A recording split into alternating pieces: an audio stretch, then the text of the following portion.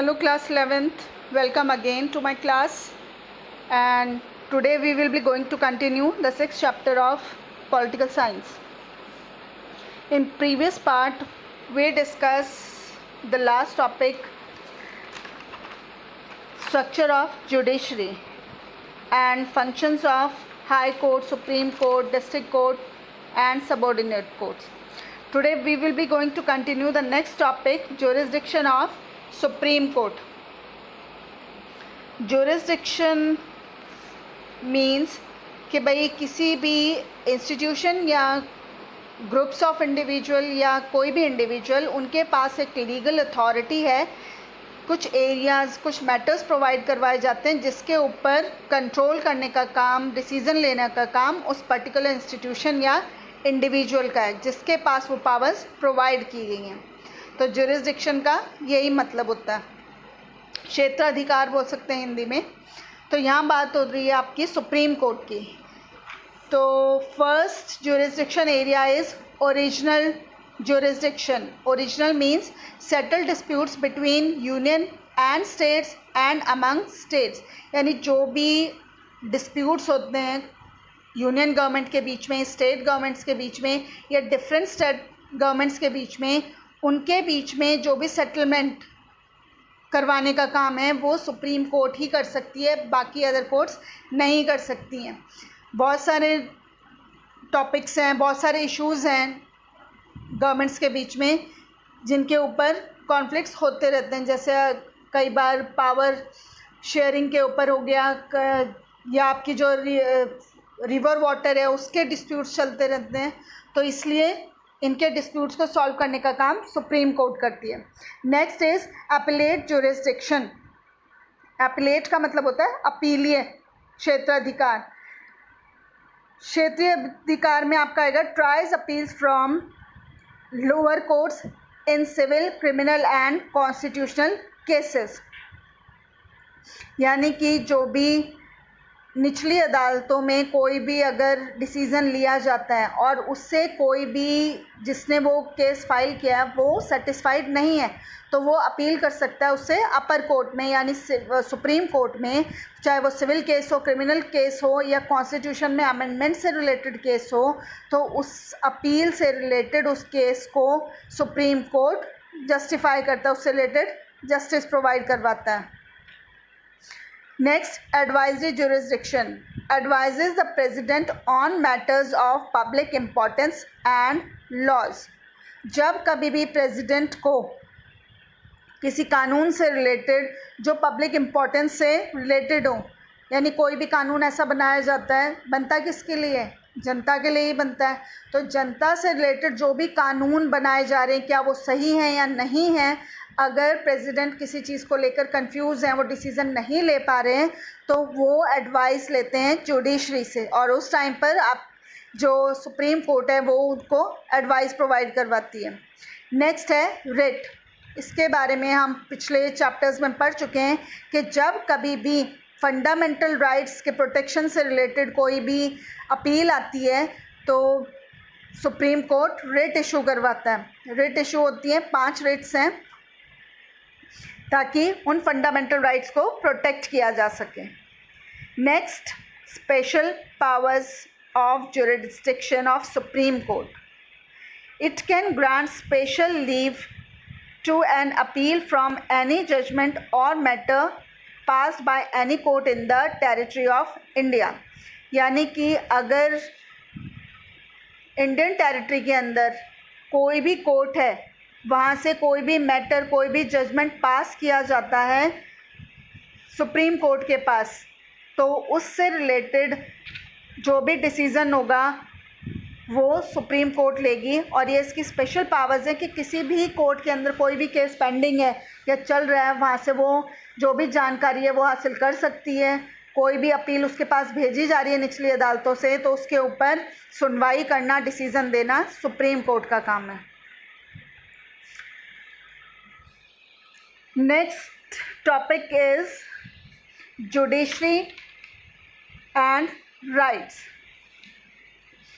As we all know that judiciary plays an important role to protect individuals rights. यहाँ हम judiciary को क्या कह सकते हैं, गार्जियन बोल सकते हैं कि वो हमारे एक अभिभावक के रूप में काम करती है उनको प्रोटेक्ट करने के लिए। तो दो तरीके हैं राइट्स को प्रोटेक्ट करने के लिए। पहला है थ्रू रिट्स। आर्टिकल 32 और आर्टिकल 226 के थ्रू कोई भी इंडिविजुअल, कोई भी सिटीज़न जो है इंडिया का, वो अगर उसको लगता है कि उसके राइट्स उससे छीने जा रहे हैं, उसको प्रोवाइड नहीं हो रहे हैं, तो उनके प्रोटेक्शन से रिलेटेड अगर उसको अपील करनी है तो वो सीधा सीधा कहाँ जा सकता है, सुप्रीम कोर्ट में जा सकता है। वो इन आर्टिकल के थ्रू उनको ये अधिकार दिया गया है 32 और 226 के थ्रू कि भाई वो सुप्रीम कोर्ट में जाए, वहाँ अपील करे, ताकि जो उसके फंडामेंटल राइट्स हैं वो उनको दोबारा से इस्टेब्लिश कर सके। दूसरी जो पावर है या दूसरा जो कंडीशन है वो है कि अगर कोई भी जो लॉज बनाए जा रहे हैं उनको कॉन्स्टिट्यूशन के अंदर अगर जगह देनी है तो उससे पहले क्या करना होता है, जुडिशियल एक्टिविज्म, यानी जुडिशरी के थ्रू उसका रीइंटरप्रिटेशन करना होता है, उसका रिव्यू करना होता है, दोबारा से चेक। तो अगर सुप्रीम कोर्ट उसको नॉन कॉन्स्टिट्यूशनल डिक्लेयर कर देती है तो ऐसा कोई भी कानून कॉन्स्टिट्यूशन के अंदर अमेंड नहीं होता है। तो इसके थ्रू भी वो राइट्स को प्रोटेक्ट कर सकती है। तो इन दोनों ही प्रोविजंस की वजह से सुप्रीम कोर्ट हमारे राइट्स को प्रोटेक्ट करती है और इनकी गार्जियन कहलाती है। नेक्स्ट है जुडिशियल रिव्यू। जुडिशियल रिव्यू से मीनिंग अगर बात करें तो कोई भी कानून, अगर नया कोई भी कानून आता है तो सुप्रीम कोर्ट उसको चेक कर सकती है कि भाई वो सही बना है या नहीं बनी है, क्या वो जनता के अकॉर्डिंग है, उनके भले के लिए बनाया जा रहा है या नहीं बनाया जा रहा है, ये सिर्फ जो हमारा लेजिस्लेचर है सिर्फ अपना फ़ायदा देख रही है, एग्जीक्यूटिव्स उनको सही ढंग से इम्प्लीमेंट कर रहे हैं या नहीं कर रहे हैं। तो सबसे पहले किसको प्रोटेक्ट किया जा रहा है, जनता को, उनके राइट्स को, उनके फ़ायदे को देखते हुए उनको चेक करने का काम जुडिशरी करती है, सुप्रीम कोर्ट करती है कि कोई भी कानून अगर कॉन्स्टिट्यूशन के अंदर अमेंड हो रहा है या नया बनाया जा रहा है तो पहले उसको चेक करने का काम सुप्रीम कोर्ट का। इसके अलावा यूनियन लिस्ट से रिलेटेड जो भी मैटर्स हैं या जो भी उसको पावर्स दी गई हैं यूनियन गवर्नमेंट को, तो उससे रिलेटेड जो भी लॉज बन रहे हैं उसको चेक करने का काम भी सुप्रीम कोर्ट कर सकती है। मानो कोई जो लॉ था वो स्टेट लिस्ट के अंदर आता है। हम लोग 3 अलग अलग लिस्ट के बारे में प्रीवियस चैप्टर्स में पढ़ चुके हैं कि यूनियन लिस्ट है हमारे यहाँ, स्टेट लिस्ट है और कंकरेंट लिस्ट है, और तीनों के अंदर पावर्स डिवाइड की हुई हैं हमारे कॉन्स्टिट्यूशन के थ्रू। तो जो सब्जेक्ट्स स्टेट के अंदर आते हैं उस पर जो भी लॉज बनेंगे वो स्टेट गवर्नमेंट बनाएगी, और यूनियन गवर्नमेंट के अंडर में जो भी सब्जेक्ट्स आते हैं उन पर लॉज बनाने का काम हमारी यूनियन गवर्नमेंट करती है। तो कई बार ऐसा देखा गया है, ऐसा हो भी जाता है कि जो सेंट्रल गवर्नमेंट है वो कहीं ना कहीं स्टेट मैटर्स में इंटरफेयर करती है। तो इस तरह की कोई भी अपील अगर आती है तो वहाँ पर सुप्रीम कोर्ट के पास पावर है कि भाई वो डिसीज़न दे अपना कि जो यूनियन गवर्नमेंट है वो अपने रिलेटेड मैटर्स में लॉज बनाए और स्टेट गवर्नमेंट अपने में बनाएगी। तो ये पावर्स भी इसके पास है। इसके अलावा PIL, have you all heard this word? पहले कभी इस वर्ड को सुना है? हालांकि आपके 7th 8th क्लास में आना स्टार्ट हो जाता है। PIL इसकी फुल फॉर्म है पब्लिक इंटरेस्ट लिटिगेशन, और हिंदी में अगर बात करें तो इसको कहा जाता है जनहित याचिका, यानी कि जनता हित, उनका फ़ायदा, और याचिका मतलब एक एप्लीकेशन।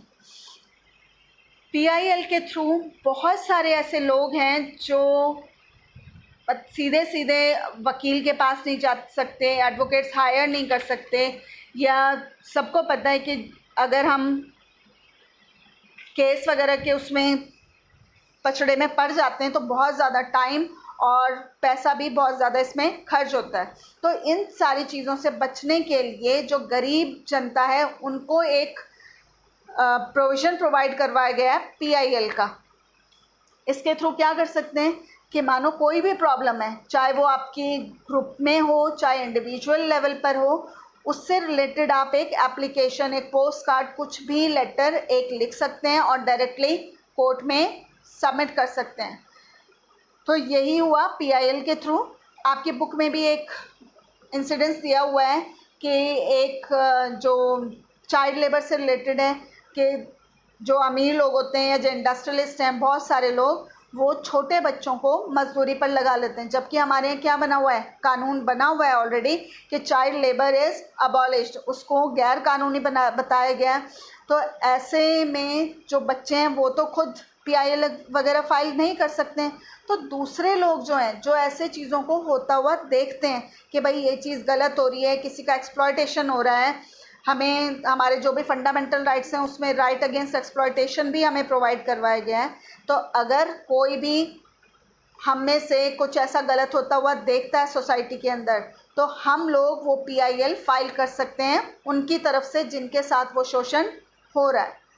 तो इसके थ्रू जो भी खर्चा वर्चा उससे बच जाते हैं और वो मैटर्स सॉल्व भी हो जाते हैं। लेकिन इसका एक नेगेटिव एस्पेक्ट भी है कि भाई जुडिशरी के पास इंडिया में इतने केसेस पहले से ही ऑलरेडी पेंडिंग है और PIL की वजह से ये चीज़ें और ज़्यादा बढ़ गई हैं। भाई पहले केस सॉल्व नहीं हो पाए हैं, वही डिले चल रहे हैं, तो इतनी सारी जो PIL फाइल की जा रही हैं उनको कब सॉल्व किया जाएगा, उनको कब पढ़ा जाएगा, कब उनके बारे में डिसीजंस दिए जाएंगे। तो ये काम भी एक तरीके से बहुत ज़्यादा बढ़ गया है जुडिशरी का। तो हमारी जो भी इस तरीके की प्रॉब्लम्स हैं वो PIL के थ्रू सॉल्व की जा सकती हैं। एक ये रास्ता हमारे सामने खुला हुआ है। Next topic is judiciary and parliament. Our constitution is based on a delicate principle of limited separation of powers and checks and balances. हमारे कॉन्स्टिट्यूशन के अंदर जो हमने एक सिद्धांत जिसके ऊपर हम चल रहे हैं कि हमने जितने भी इंस्टीट्यूशंस हैं, we have divided all the powers between those institutions, और सेपरेट पावर्स डिवाइड की हुई हैं जिसकी वजह से उनके ऊपर चेक्स एंड बैलेंस सिस्टम भी इम्पोज किया गया है। किसी एक को पावर प्रोवाइड नहीं की गई है, जिससे वो एक दूसरे के पावर्स को बैलेंस करते हैं, एक दूसरे पे निगाह रखने का काम करते हैं। तो ऐसी बहुत सारी चीज़ें जो पार्लियामेंट यानी जो हमारा लेजिस्लेचर है, एग्जीक्यूटिव्स है, उनकी पावर्स को जुडिशरी कैसे लिमिट में लाने का काम कर रही है। जैसे कई लीडर्स हैं वो कॉन्स्टिट्यूशन के अंदर जो भी प्रिंसिपल्स या रूल रेगुलेशन दिए गए हैं उनको फॉलो नहीं करते हैं, तो उन पर भी रोक लगाने का काम करती है। जो प्रेसिडेंट है, गवर्नर है, उनकी पावर से रिलेटेड भी रिव्यू कर सकती है जुडिशरी, यानी जो पावर्स उनको दी गई हैं क्या उनको वो सही ढंग से फॉलो कर रहे हैं या उसका मिसयूज़ तो नहीं कर रहे हैं, तो उन सब को भी रिव्यू करने का काम सुप्रीम कोर्ट कर सकती है। लेकिन इन सब चीज़ों से रिलेटेड भी कुछ कंट्रोवर्सीज़ हैं, कुछ विवाद हुए हैं हमारे जुडिशरी और पार्लियामेंट के बीच में। जैसे लैंड रिफॉर्म से रिलेटेड था, राइट टू प्रॉपर्टी था, दोनों के बीच में इन कानूनों से रिलेटेड कुछ मतभेद हुए। तो लैंड रिफॉर्म की बात करें तो जैसे पुराने टाइम में था कि भाई जो ज़मींदार वगैरह थे, लैंडलॉर्ड्स थे, उनके पास बहुत ज़्यादा ज़मीनें होती थी। एक तरफ तो मतलब समझ लो आपके जो अमीर किसान हैं या जो लैंडलॉर्ड्स हैं वो हैं 10 to 20%, यानी कि जो 80% आपकी पॉपुलेशन है या जो एग्रीकल्चर पर डिपेंड लोग हैं वो हैं पुअर फार्मर्स। और जो इतनी बड़ी ज़मीनें हैं वो हैं उन गिने चुने लोगों के हाथों में। तो बाकी लोगों को क्या मिलेगा? कुछ भी नहीं। भाई ये उनकी ज़मीनों पर जाकर काम करते हैं, मज़दूरों के रूप में रेंट पर ज़मीन लेंगे उनकी और काम करेंगे पूरे साल, और उनको मिलता क्या है उस प्रोडक्शन का 10 या 20%, और 70 to 80% जो फ़ायदा होता है वो है लैंडलॉर्ड्स का। तो जब इस चीज़ का मुद्दा उठाया गया था कि भाई ये क्या गलत सिस्टम है, तो जो ज़मींदार थे उन लोगों ने कहा कि भाई हमारी ये तो प्रॉपर्टी है, हमारी ज़मीन है, तो उसका जो प्रॉफिट होगा वो तो हम ही लेंगे। तो उस टाइम पर पार्लियामेंट ने डिसीज़न लिया था कि जो राइट टू प्रॉपर्टी है इसको क्या कर दिया जाए, इससे हटा देते हैं फंडामेंटल राइट से और इसको एक कानूनी अधिकार बना दिया जाएगा। तो तो उस टाइम पर जुडिशरी ने ये डिसीज़न लिया था कि लेजिस्लेचर के पास ऐसी कोई पावर नहीं है कि वो किसी भी फंडामेंटल राइट को उसमें से हटा सकें, यानी कि जो उसका एक बेसिक स्ट्रक्चर है हमारे कॉन्स्टिट्यूशन का, उसके साथ लेजिस्लेचर को छेड़खानी या हटाने की कोई भी पावर्स नहीं दी गई हैं। तो इस तरीके से कहीं ना कहीं रोक लगाई जुडिशरी ने लेजिस्लेचर की पावर्स के ऊपर। फिर केशवानंद भारती केस हुआ इसी से रिलेटेड, और बाद में ये इश्यूज काफ़ी बढ़ गए, जो हम नेक्स्ट अपने आने वाले चैप्टर्स में रीड आउट करेंगे। तो ये था आपका ये 6th chapter. This is all about this chapter. Hope you understand.